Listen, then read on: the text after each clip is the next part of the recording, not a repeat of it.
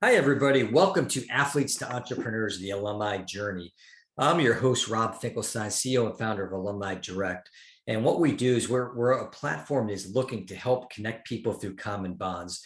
And we're really excited about the different types of content that we're doing, just trying to inspire people and help them to build their network and build their businesses.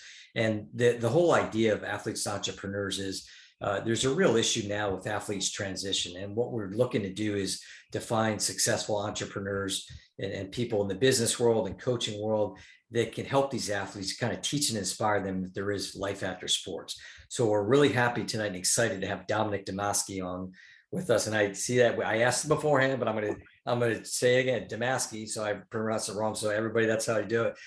Great guy. Just kind of a quick thing. He played college basketball at Pitt. He is the founder of an inspiration sharing platform called Motivation Champs, and we're excited to hear more about that.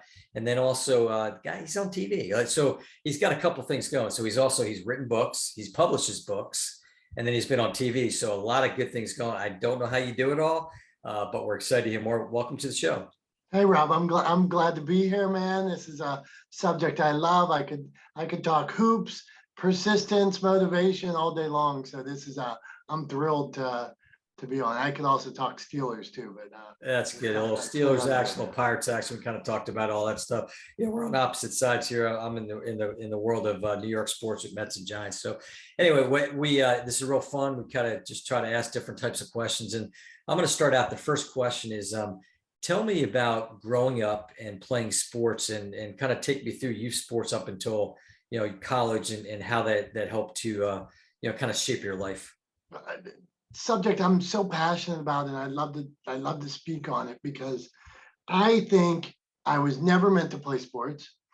I was usually the last guy on the bench, closest so far from the coach that I could work the concession stand, cut from the teams, right? Junior high, cut from the team, 8th grade, benches. But I never stopped playing, never stopped working hard. That time on the bench lit an eternal fire. And so I really looked at it. I enjoyed the game of basketball. I loved the game of basketball. I loved going to practice. I loved slapping the backboard. That's what you used to do back in the day, slap the backboard, right? I loved the work of it, the grind of it, even though I wasn't getting to play a lot. And then I was supposed to go to one college, things fell through. But all of a sudden you keep playing. Right. And I'm at these Metro Index camps, even though I'm not getting to play, once I started attending these camps, I start getting letters from all these different colleges that are sending, here's a guy who never played, but I was playing. I was in all the leagues and things like that. Now, by the time I go to these Metro Index camps and team camps and things like that, I start to get recruited by a couple schools. And I ended up transferring from one to another and ended up playing D3 for Pitt.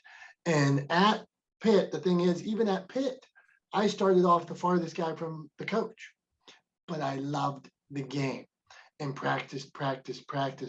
And finally, when it was my moment, when first you get in for 2 minutes at the end of the game, and when I got in at the end of the game, I remember everybody was turning the ball over.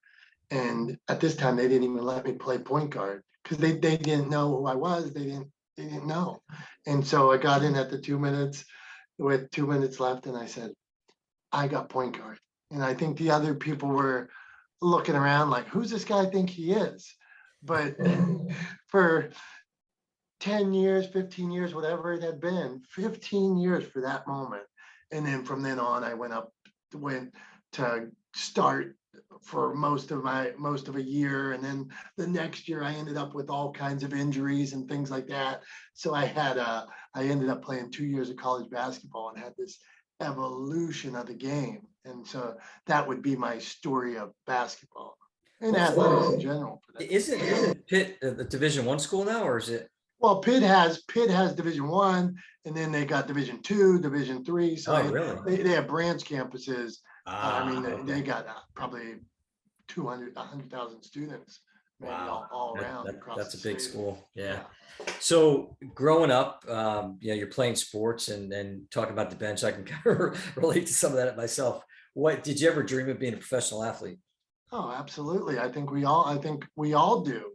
And you have these visions, and um, you start to probably what you realize is the work that takes. That Yeah, I remember even the second year playing the 4-hour bus rides and things like that.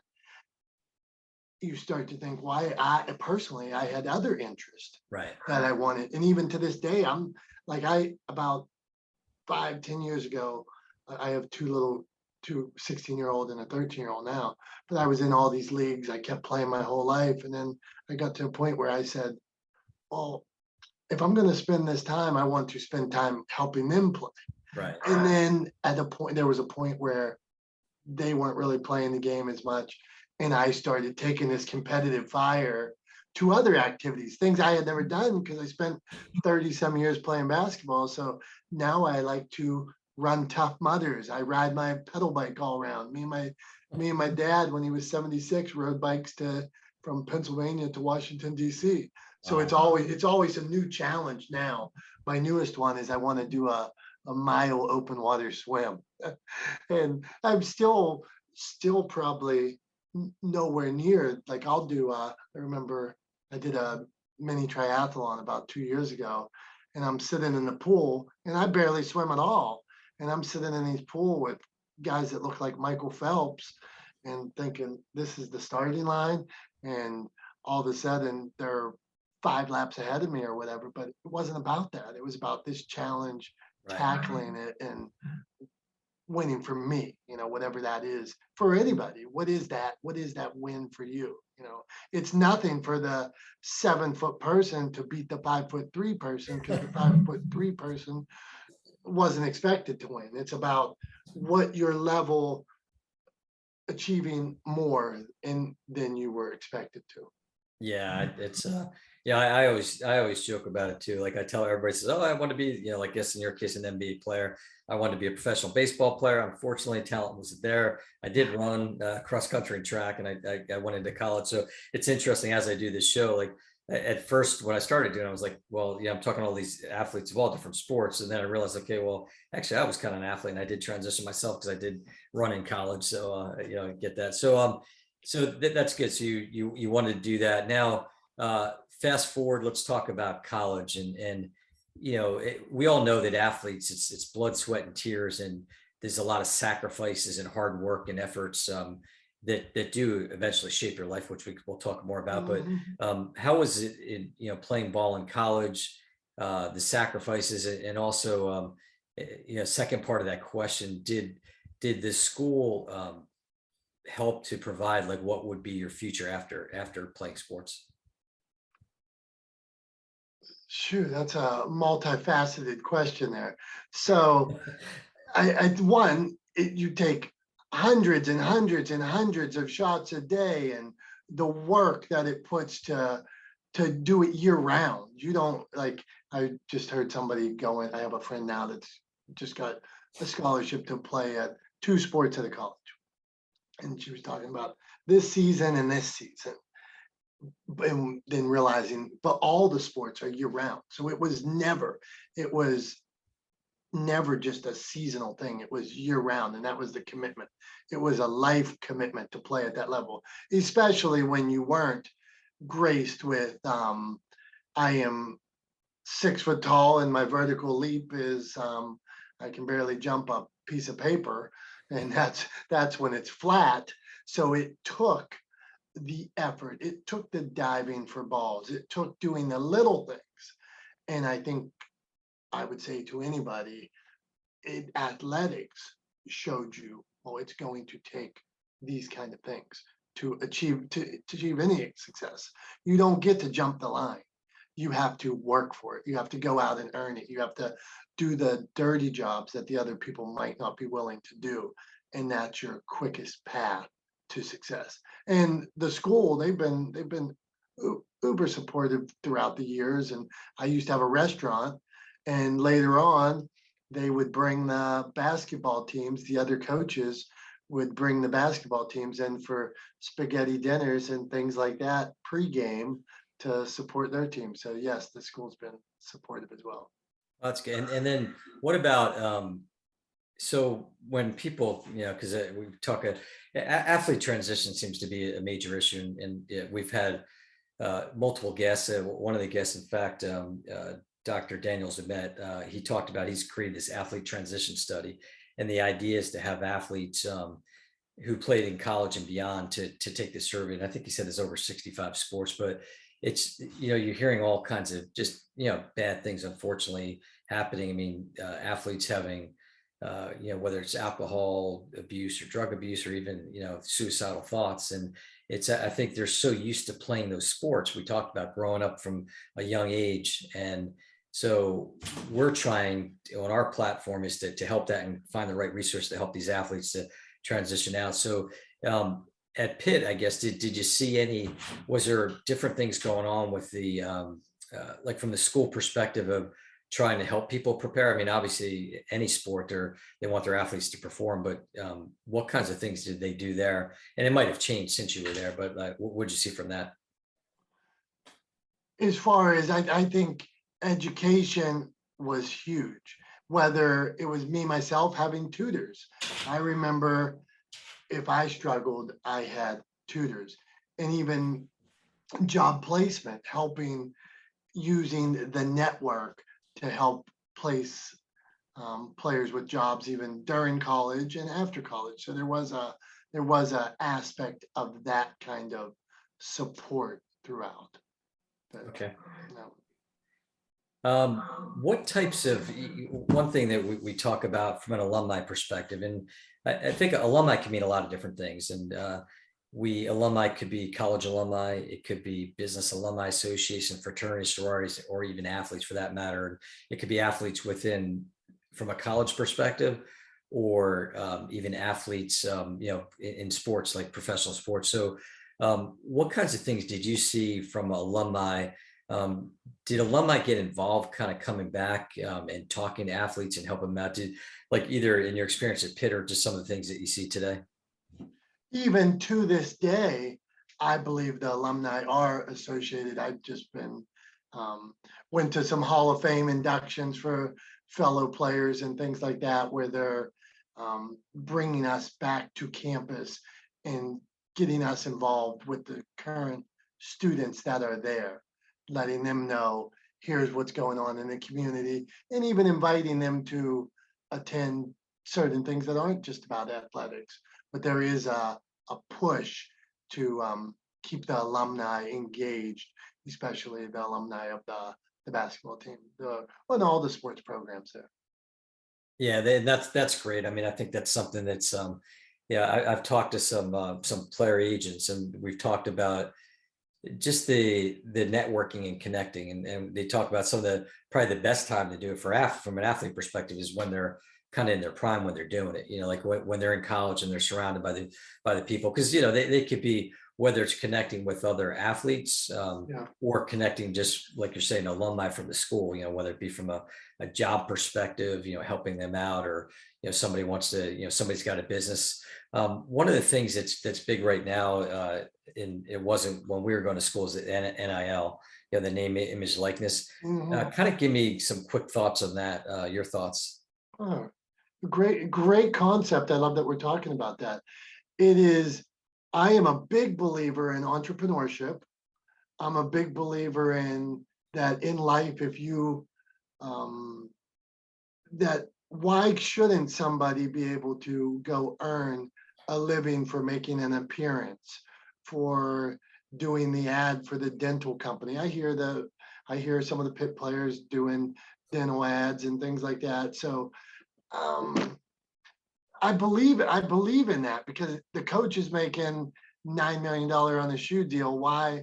But there is a purity to the game, and I don't know that I am in agreement with the conglomerates the boosters basically creating shell companies to fund the player. Now the player deserves it because they're skilled and all that, but it does take some of the purity out of the college game. I don't know how you solve it. I'm not that intelligent, but it does seem that as soon as you started to open it up for the players, and instantly within a year, you see how, like with a lot of things, Right. it was intended to be a good thing, and then all of a sudden people use it for bad. I think that's what I'm seeing. Yeah, definitely agreed. I mean, I was talking to one guy, former NFL player, and his perspective is like, hey, it's great. And like you said, I mean, it'd be to be able to be paid because, to your point with coaches and everything else in these deals and the schools and how much money they make. I guess the flip side of like his concern is just all of a sudden these athletes, young athletes, and it doesn't mean that to be an athlete. Honestly, it could be anybody young, but making all this money and just not knowing what to do with it, not knowing that, hey, you got to pay taxes and you got to do these other things. And that was his big concern. But like you're saying, it's kind of I guess like everybody, the term now, wild, wild west. And I think it is great that the athletes are having that opportunity, but I guess somehow it needs to be managed properly. And like you said, I mean, that's for me too. Like I don't have a solution for it, but I think that's important. So now looking at so when you transitioned out of basketball, did you get hurt or you ended up playing all the way through? I ended up breaking tailbone, blowing out my MCL and ACL. Ugh. So those were, besides for the long bus rides, I think broken tailbone, MCL, ACL, appendix, all at the same time. Plantar fasciitis all hit me once I started to break, and I broke. But I wanted to point out that throughout my career, I spent a lot of times in sales, and whether it be pharmaceutical or insurance.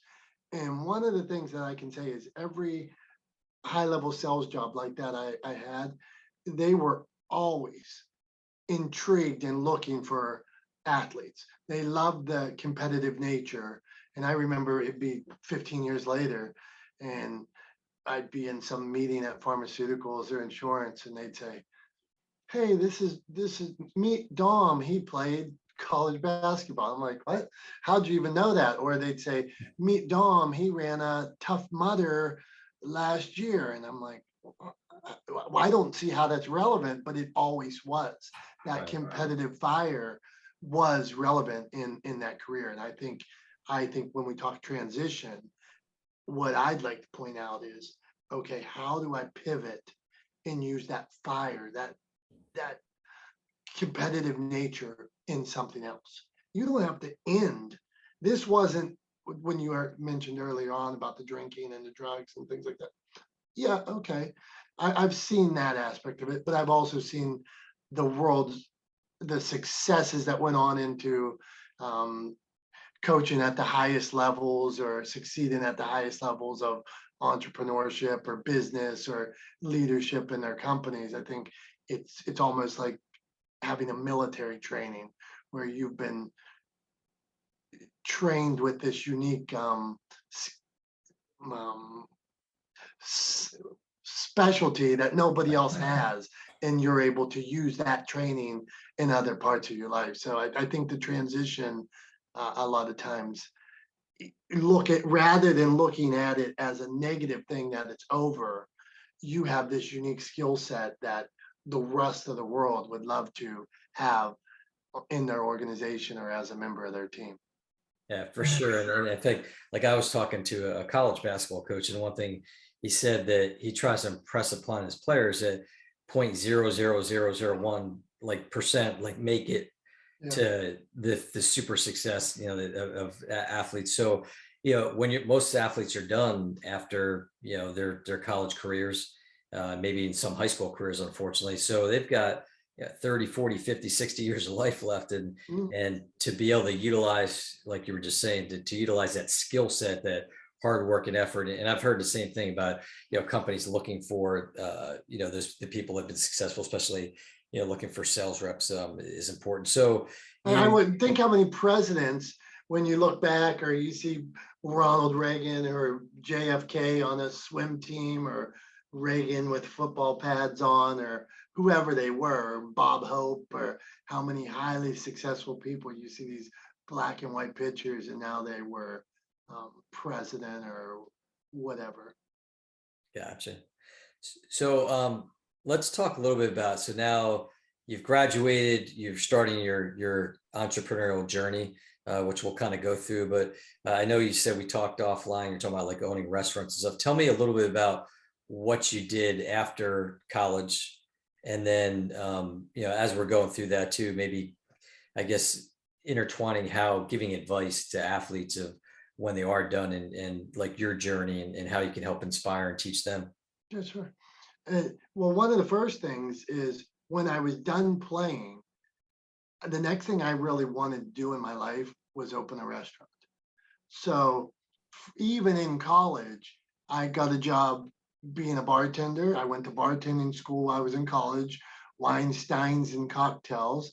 Then I went and got a job at TGI Fridays. I was a server, and I would take the dishwasher apart.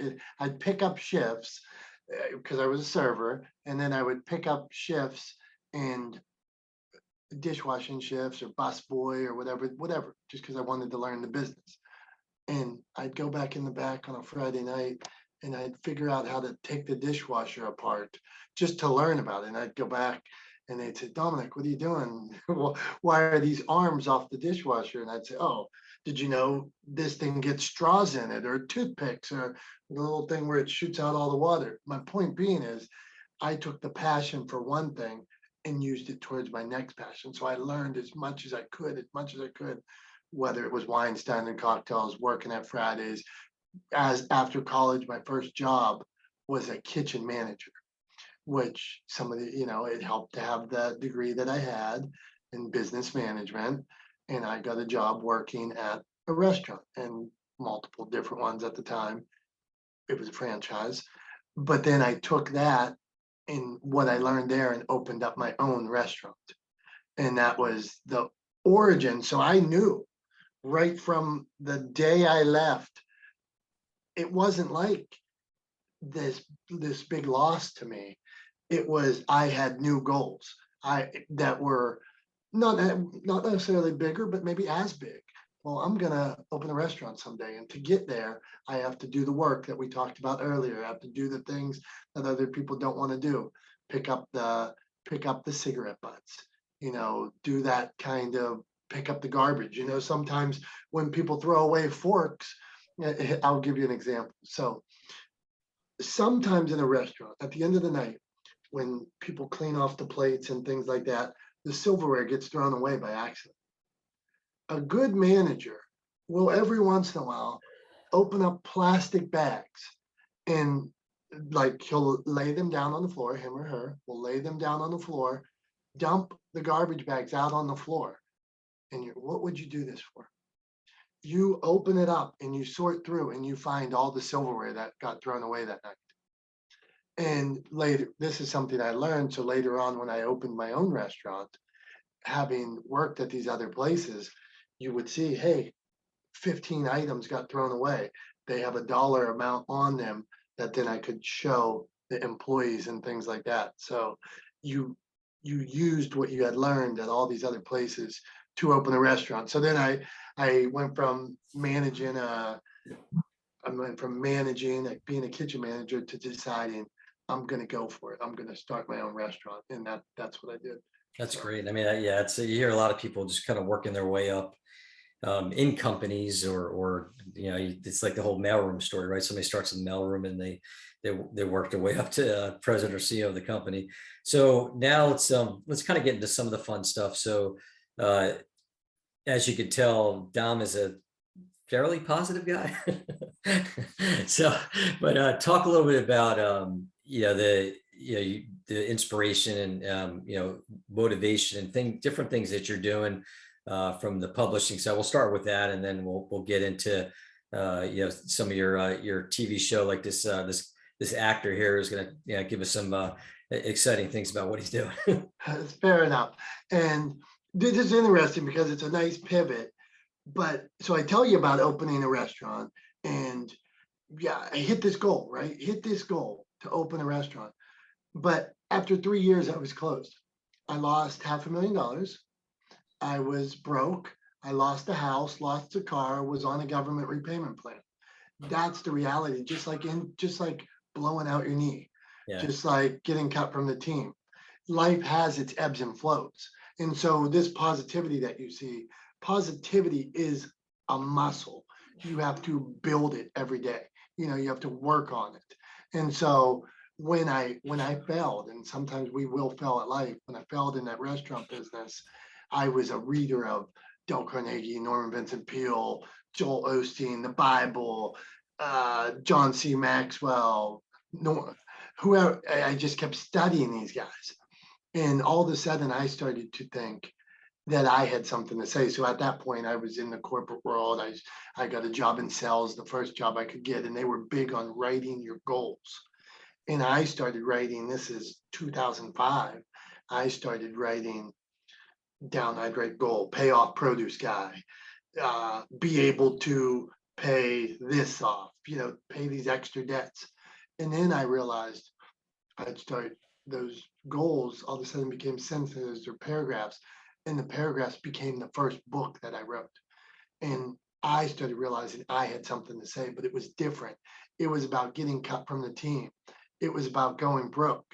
And those were the stories that I told in my first book. So even while I'm just figuring it out in the corporate world and stuff, I had started to write. And when I started to write, other people would, I started to give speeches and things like that, and people would ask me to help them.